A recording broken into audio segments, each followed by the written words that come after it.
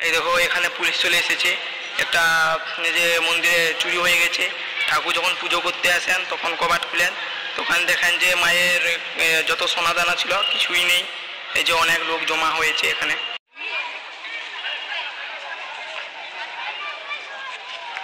আমাদের এইটা যে কালী মন্দির, আমাদের কালী মন্দিরে কালকে রাত্রিবেলা চুরি হয়ে গেছে। কারা এসে নাকি তালামালা সব ভেঙে দিয়েছে। তালামালা সব ভেঙে করে যা ছিল মায়ের সোনা গহনা সব কিছু কানের মানে নিয়ে চলে গিয়েছে। তারপরে আজ সকালবেলা যখন দরজা খোলা হয় মায়ের মন্দির পরিষ্কার করার জন্য, তখন সবাই দেখলো যে মায়ের সোনা মোনা কিছু নেই।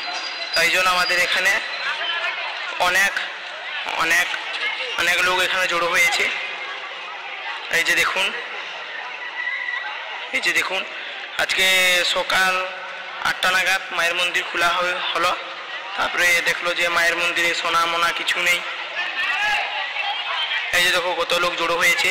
এই যে পুলিশ গাড়ি, পুলিশ এসেছে, তারপরে তদন্ত চালাচ্ছে। কেউ যদি কিছু সন্ধান পাও তাহলে আমাদেরকে বলবে, আর আমাদের চ্যানেলটাকে লাইক সাবস্ক্রাইব কমেন্ট সব কিছু করে দেবে।